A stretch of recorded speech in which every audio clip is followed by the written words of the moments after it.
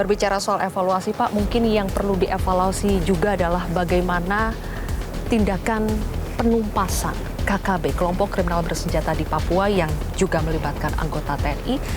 Kita tahu Pak, sepanjang 2022 sampai September 2023, anggota TNI gugur dalam upaya untuk memberantas KKB. Nah, demi mencegah supaya tidak banyak korban dari TNI, warga sipil berjatuhan, apa yang akan dilakukan? Ya, pasukan kita yang berada di Papua itu tugasnya ada 3. Yang pertama adalah PAM perbatasan, RI dengan PNJ, kemudian yang kedua adalah penegakan hukum BKO, ya BKO Polri. Kemudian yang ketiganya adalah PAM objek vital di Freeport.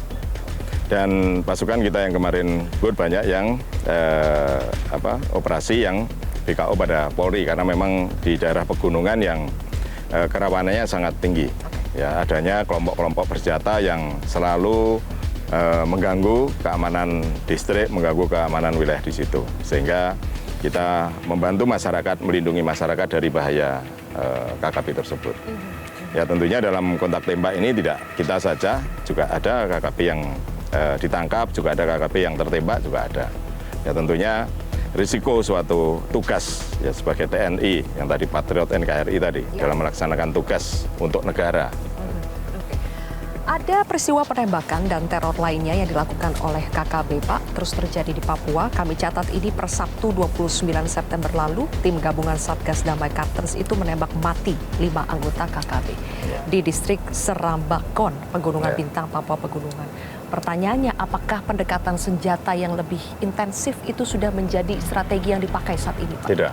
Jadi begini, wilayah Papua ini kan luas.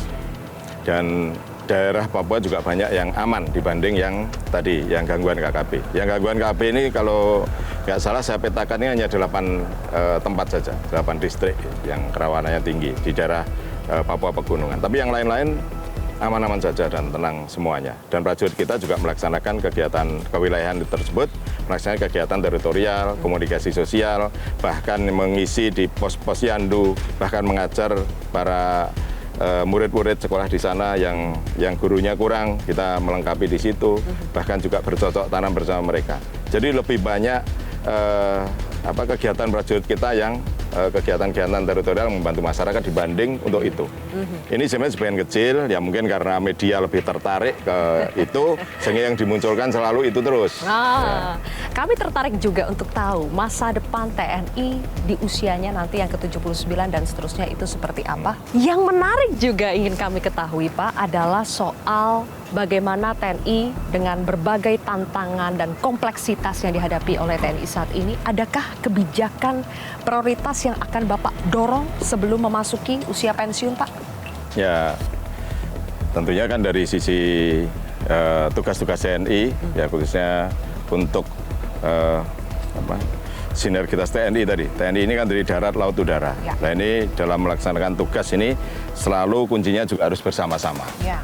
Ya, ini sudah saya garang sejak awal, baik melaksanakan operasi selalu harus operasi gabungan. Latihan juga demikian, harus latihan gabungan karena memang tugasnya TNI untuk menggabungkan dari latihan-latihan matra tersebut. Dan juga saya sampaikan kepada seluruh jajaran juga sinergi dengan Polri dan juga dengan kementerian lembaga terkait di daerah. Karena kita ini di Indonesia ini kan bisa seperti ini karena gotong royong. Ya, prinsip gotong royong.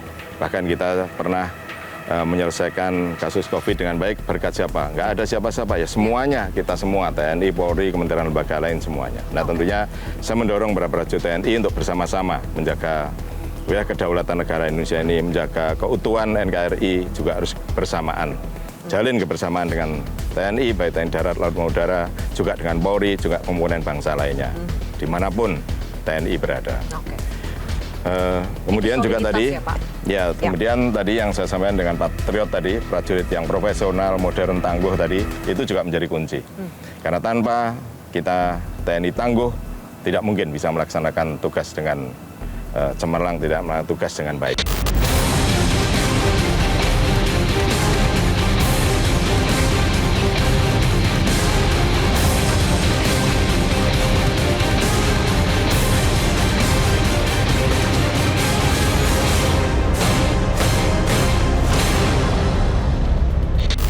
supaya ketangguhan itu tetap terjaga, Pak? Apakah Bapak juga akan mendorong agar ada kebijakan khusus untuk internal TNI, misalnya untuk meningkatkan kesejahteraan personil TNI? Ya, sebenarnya kesejahteraan sudah dari awal yang menjadi pemikiran kita, dan pemerintah sudah memperhatikan itu, dan ini sering juga disampaikan saat RDP di Komisi 1 tentang kesejahteraan, dan prajurit sekarang jauh lebih sejahtera dibanding zaman saya dulu. Dan tentunya dengan kemampuan perekonomian negara kan tidak bisa langsung merubah begitu saja. Dan menyesuaikan juga dengan pegawai negeri yang lain. Ya, kesejahteraan tersebut saya yakin semua hampir bersama-sama lah. Kita melengkapi perumahan prajurit ini juga secara bertahap di seluruh wilayah. Saya kira baik darat, laut, udara, darat, laut maupun udara semuanya pasti berkomitmen untuk itu.